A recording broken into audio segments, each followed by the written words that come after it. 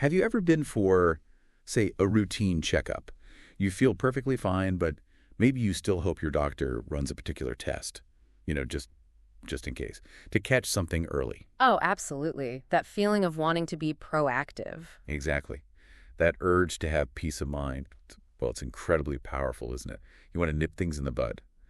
But is early detection always as simple or as beneficial as it might seem on the surface? That's the million-dollar question, really. Right. So today, we're taking a deep dive into this whole world of screening for diseases. We're going to unpack what it really means to look for health issues before you even have symptoms. And explore some of the nuances, the complexities. It's a powerful tool, screening, but it's definitely not straightforward. Definitely not. And you've given us some really fantastic material on this, some great sources. Our mission today is to cut through the medical jargon, and really show you why understanding screening properly can, well, fundamentally change how you think about your own health. Okay, let's get into it then.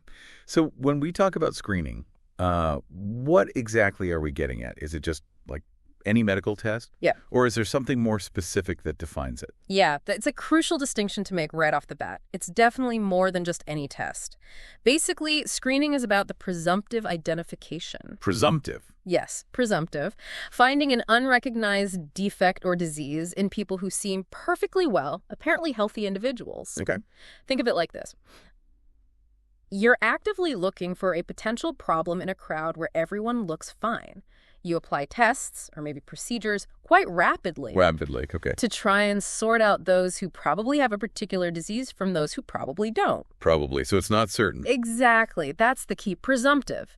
A screening test is not meant to be diagnostic. It doesn't give you a final answer. Right. If you get a positive result or maybe something suspicious, it's essentially a flag. It's not a verdict. It just means, okay, this person needs to be referred for a proper diagnosis and, treatment if it turns out they do have it. So it's kind of a first pass. Precisely. And what's really fascinating, I think, is the goal behind it all. The whole aim is to try and alter the future course of a disease. Yes. The hope is that by catching something earlier... Before symptoms show up? Before symptoms, exactly. You can intervene sooner and hopefully favorably change its natural history. Maybe avoid the really bad outcomes down the road. Okay, so it's less about a firm diagnosis right then and there, and more like an early warning system.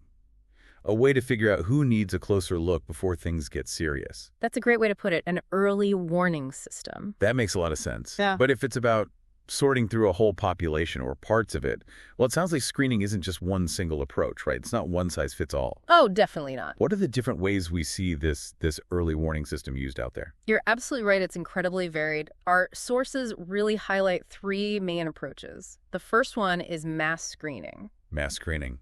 Sounds big. It is. It's exactly what it sounds like. You're screening a whole population or maybe a very large subgroup, like, say, all adults over 50, regardless of their individual risk factors. So everyone gets the test. Pretty much. Within that defined group. It's a very broad net, aiming for wide-scale early detection. But as you can imagine, it takes a lot of resources, money, personnel, facilities, because of the sheer scale. I can see that. What else? Then you have high-risk or selective screening. This is much more targeted. Okay, selective. And because it's targeted, it's often more, fruitful, as the sources say, in actually finding cases. Instead of screening everybody, you focus specifically on populations already known to be at a higher risk for whatever disease you're looking for. Like family history, maybe, or lifestyle. Exactly. So, for example, screening for diabetes might be limited to people over 40, or perhaps those who are overweight. Or cervical cancer screening might focus on women in certain age groups, or socioeconomic strata. Lung cancer screening might target long-term smokers. Makes sense. Focus the resources where the risk is highest. Precisely. And interestingly, epidemiologists sometimes even push this further, screening for risk factors themselves before the disease even starts. That way you can maybe put preventive measures in place even earlier. Wow, okay. So not just the disease, but the things that lead to it. Right. And then the third type mentioned is multiphasic screening. Multiphasic. Yeah, multiphasic. Instead of just one test, you apply a whole battery of different tests to an individual at the same time. Ah, like a full workup. Kind of, yeah.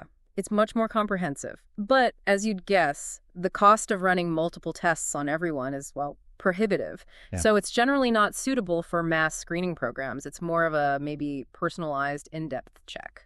Got it. So mass, selective high risk, and multiphasic. That distinction between casting a wide net versus a targeted one and then the really in-depth approach, that's helpful. But it also makes you think, this all sounds like a huge undertaking, especially mass screening. It really is. So how do public health folks decide if a disease is even suitable for a screening program? There must be some pretty strict criteria, right?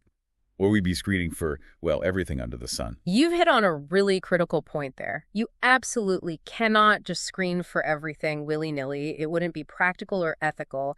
Before any screening program gets off the ground, there has to be solid justification, ethically, scientifically, and financially. Right. And our sources lay out some very clear criteria that a disease really needs to meet before a screening program is considered worthwhile. It's quite a checklist. Okay, let's hear it. What makes the cut? All right. First off, the condition itself has to be an important health problem, meaning it's common enough and serious enough to justify a large-scale effort. Makes sense. Can't be trivial. Exactly. Second, and this is absolutely crucial, there must be an effective treatment available. Ah, yes. You mentioned that. Because really, what's the point of finding something early if you can't actually do anything meaningful about it? It might just cause anxiety. Third, you need adequate facilities for both diagnosis and treatment readily available. If you screen positive, there has to be a clear path forward. You can't just identify people and leave them hanging. Right, the follow-up has to be there. Definitely. Fourth, the disease needs to have a recognizable latent or early symptomatic stage. Basically, a period where it exists before causing obvious symptoms. This is often called the preclinical phase, and it needs to be reasonably long to give screening a window of opportunity. So a hidden phase you could actually detect. Exactly. Fifth, there has to be a suitable screening test. And importantly, it has to be acceptable to the population. People have to be willing to actually undergo the test. Good point. If it's too invasive or unpleasant. People won't do it. Sixth, the natural history of the condition, how it progresses from that latent stage to becoming obvious, needs to be pretty well understood. You need to know what you're dealing with. Know your enemy, so to speak. Kinda, yeah. Huh. Seventh, there must be an agreed policy for treatment. Clear guidelines on who gets treated based on the findings and how.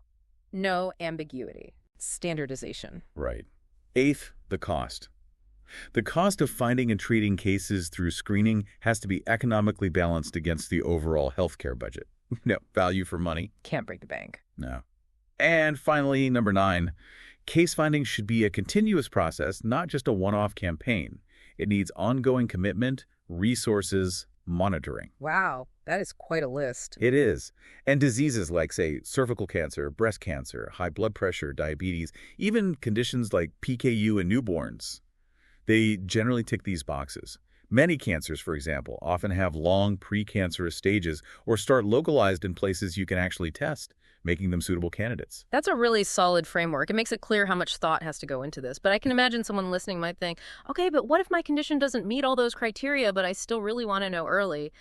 Is there ever a downside to maybe too much screening or finding out too early? That's a really insightful question because, all this talk about early detection just sounds so universally good. But the sources you provided bring up this concept that, honestly, it kind of flipped my thinking on this. It's called lead time. Can you explain what that is and why it's such a game changer?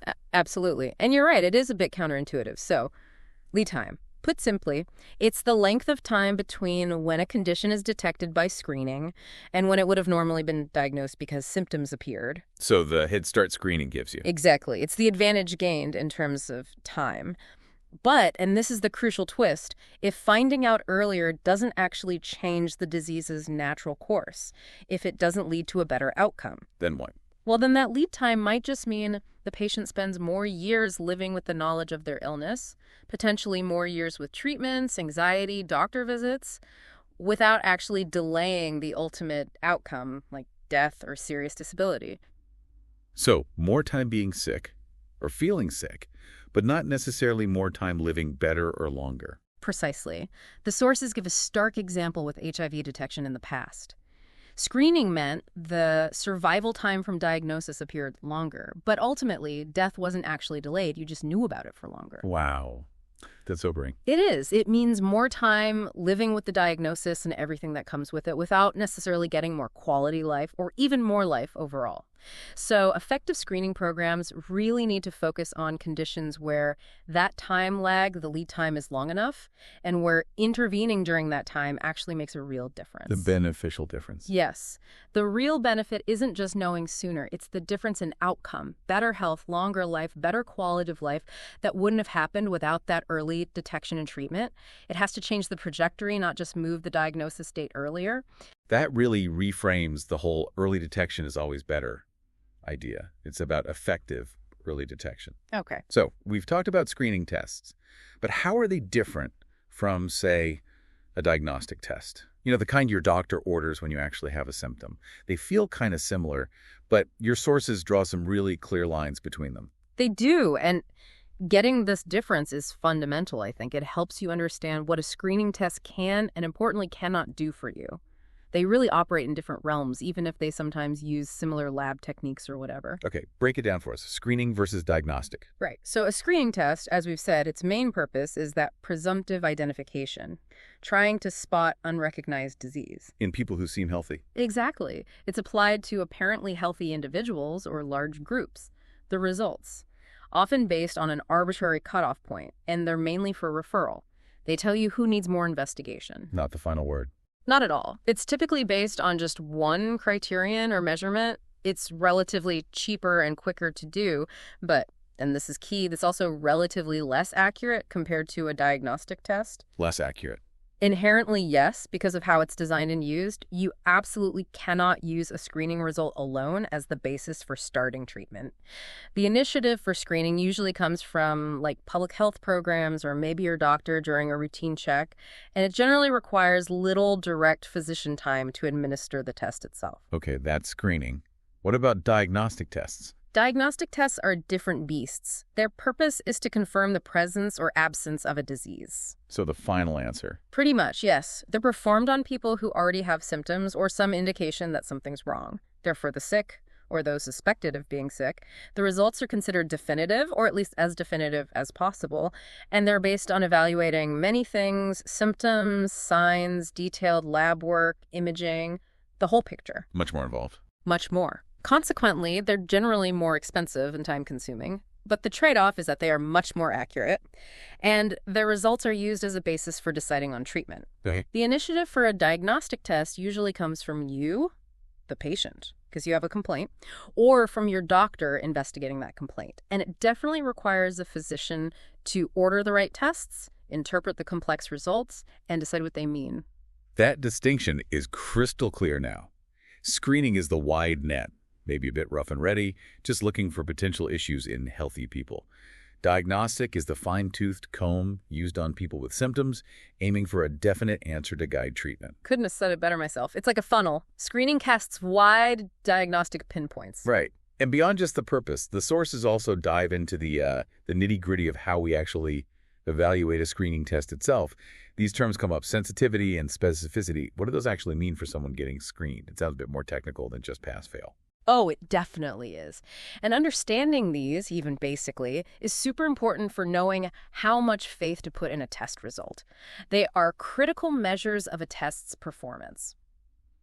Let's maybe use an analogy. Imagine you're trying to sort apples, okay? You want to separate the good ones from the ones with worms.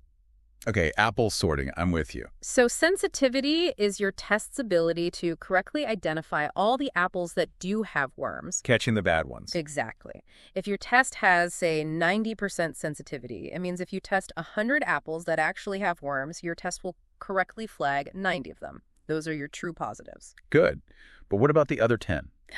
Well, those 10 wormy apples will unfortunately slip through. Your test misses them. Those are called false negatives. The test said they were fine, but they weren't. Ouch. False negatives sound bad. Missing the problem. They can be, definitely. Now, the flip side is specificity. This is your test's ability to correctly identify all the apples that do not have worms, the healthy ones. Okay, correctly identifying the good ones. Right. So if your test has 90% specificity and you test 100 perfectly healthy apples, it will correctly identify 90 of them as healthy. Those are your true negatives. And the other 10 healthy ones? Those 10 get wrongly flagged by the test as having worms, even though they're fine. Those are your false positives. Ah, the false alarms. That sounds stressful too. It can be very stressful. Now, here's a key thing. Sensitivity and specificity are often inversely related, like a seesaw. Meaning? Meaning, if you adjust the test to make it more sensitive to catch more wormy apples, you often end up making it less specific. You flag more healthy apples by mistake, and vice versa. You can tweak the cutoff point, like how small a blemish you consider a worm sign. A very strict cutoff makes it more specific, fewer false alarms, but might miss some subtle cases, lower sensitivity. A looser cutoff catches more cases, higher sensitivity, but gives you more false alarms, lower specificity. It's a trade-off then, a balancing act. It absolutely is, and it depends on the disease and the consequences of missing a case versus having a false alarm. Okay, sensitivity, specificity, what else? The sources mentioned predictive values. Right, predictive values. These take it a step further and tell you what a test result actually means in practice. First is positive predictive value, or PPV. PV. This tells you, out of all the apples your test flagged as having worms, all the positives, what proportion actually have worms? So if I test positive, what's the chance I really have the disease? Exactly that. And here's where it gets really interesting, especially for you listening. The PPV is hugely affected by how common the disease actually is in the population being tested, what we call prevalence. How common it is. How does that affect it? Well, think about it. If you're screening for a very, very rare disease, even with a test that has decent sensitivity and specificity on paper, most of your positive results might actually end up being false positives. Really? Why? Because the disease is so rare to begin with, even a small error rate in flagging healthy people, the false positive rate related to specificity, can result in more false alarms than actual true cases found. This is a major headache for public health. Imagine the anxiety and cost of follow-up tests generated by all those false alarms for a rare condition. Yeah, that makes sense. So a positive result for a rare disease might not be as certain as you'd think. It might have a surprisingly low PPV. That's why screening for very rare diseases is often not recommended for the general population. The sources mention that the optimum prevalence for a good PPV is often somewhere in the 30–60% range, which is quite high. Wow. Okay. What's the other predictive value? That's the negative predictive value, or NPV. This tells you, out of all the apples your test said were healthy, all the negatives, what proportion are actually healthy? So if I test negative, what's the chance I'm really clear? Exactly. NPV is usually less affected by prevalence than PPV, especially when specificity is high. Then briefly, the sources also mention reliability. Does the test give consistent results if you repeat it? And validity. Does the test accurately measure what it's supposed to measure compared to a gold standard diagnostic test? Okay, so it's not just about whether the test works in theory, but how reliable it is, how accurate it is, and crucially, what a positive or negative result actually means in the real world, depending on how common the disease is. That's a lot to consider. It really is. Which leads me to wonder, if a single test has all these trade-offs, sensitivity versus specificity, the whole PPV issue, can we maybe use multiple tests together, combine forces to get a clearer picture? That's a great question, and yes, absolutely. Combining tests is a common strategy. You can use 2 or more tests to try and boost either your overall sensitivity or your overall specificity, depending on your goal. There are 2 main ways to do this. Okay, how does that work? The first way is using tests in series. In series, like one after the other. Exactly. You do the first test. Only the people who test positive on that first test go on to have the second test. Think of it like having 2 gates. You have to pass through the first one to even get to the second. Okay, sequential testing. What does that achieve? Doing tests in series generally increases your net specificity and your positive predictive value. Higher specificity, so fewer false alarms among those who test positive at the end. Precisely. If someone makes it through both positive tests in series, you can be much more confident that they actually have the disease. The downside. There's always a downside. Well, the combined sensitivity of tests in series is usually lower than either test alone. You might miss some people who would have tested positive on one of the tests but got screened out by the other. You sacrifice some sensitivity to gain that high specificity. Okay, so series, higher certainty specificity, but risk of missing cases, lower sensitivity. What's the other way? The other way is tests in parallel. Parallel, so everyone gets all the tests at the same time. Yep. All individuals get subjected to all the tests simultaneously, or at least around the same time. Then, how you interpret the results changes things. How so? Well, you could decide that a person is considered positive if any one of the tests comes back positive. Okay. If test A or test B is positive, they're flagged. Right. If you do that, you cast a very wide net. You maximize your chances of catching anyone who might have the disease. So doing it this way leads to an increase in the overall net sensitivity. Catching more cases. Sounds good. It is, but the trade-off is a decrease in net specificity.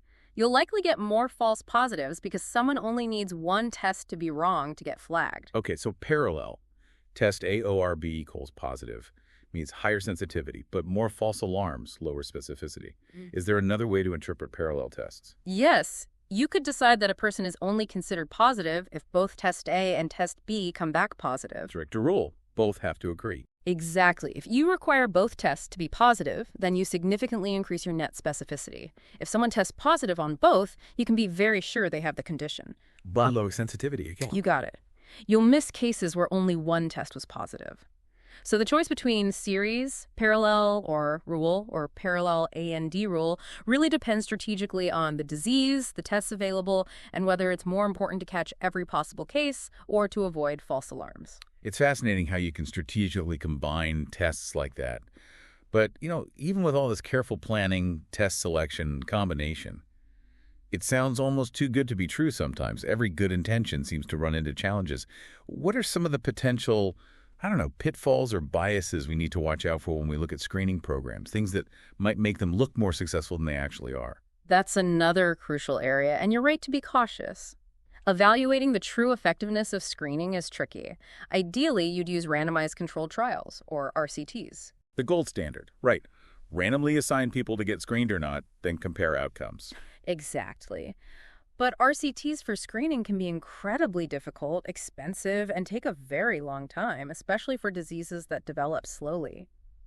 So often, we have to rely on other types of studies, and these can be prone to certain biases that can distort the results. Okay, what kind of biases are we talking about? Well, a major one we've already touched upon is lead time bias. Right, the idea that finding it earlier doesn't always mean living longer, just knowing about it longer. Precisely. Early detection advances the diagnosis date, but if it doesn't delay death, it can create this illusion of increased survival time in the screened group. It looks like they live longer after diagnosis, but their total lifespan might not change. A statistical mirage, almost. Kind of, yeah. Another important one is length bias, sometimes called length time bias. Length bias, what's that? This happens because screening tests, especially if done periodically, are more likely to detect diseases that have a longer preclinical phase. Think about it. A slow-growing, less aggressive tumor hangs around in that detectable but no symptom stage for longer, giving the screening test more chances to find it. Compared to a really aggressive, fast-growing one that might cause symptoms quickly between screenings. Exactly. So, the cases picked up by screening tend to be skewed towards these slower progressing, often less dangerous types of the disease, which naturally have a better prognosis anyway. This can make it look like screening leads to better survival when really it's just preferentially finding the easier cases. So you're catching the slow runners more often than the sprinters, and the slow runners were likely to do better anyway. That's a good analogy. And finally, there's self-selection bias or volunteer bias. People who choose to get screened might be different. Very likely, yes. People who volunteer for screening programs might be more health conscious overall. They might eat better, exercise more, be less likely to smoke, maybe have better access to healthcare in general compared to those who don't participate. So their better outcomes might not be just because of the screening test itself. Correct. Their improved survival could be due to these other healthier behaviors or advantages, not solely the effect of early detection via screening. It muddies the waters when trying to figure out how much benefit the screening itself provided. Understanding these biases, lead time, length, and self-selection is absolutely critical for interpreting studies on screening effectiveness properly. We need to look past the surface numbers and ask if these biases could be inflating the perceived benefits. It really forces you to be critical. So let's try and wrap this up. What does this all mean for us, for the listener?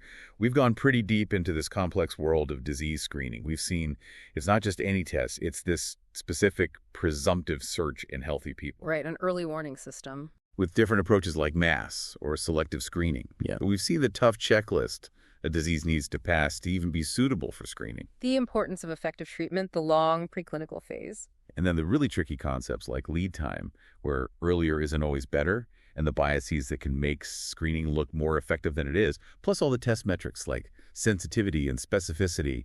It's a lot more nuanced than just get tested early, is It that it? absolutely is. But I think the main takeaway is that screening is still an incredibly important tool in preventative medicine, especially for tackling major chronic diseases, things like cancer, diabetes, heart disease. It can save lives and improve health when used appropriately. Oh, it's about balance. Exactly. It's always about balancing the potential benefits of catching something early against, well, the limitations of the tests themselves, their accuracy, their predictive value, and being really mindful of those potential biases when we evaluate how well a program is working. It's about making informed choices based on good evidence. Informed choices. That seems key. So, knowing all this now, Mm-hmm.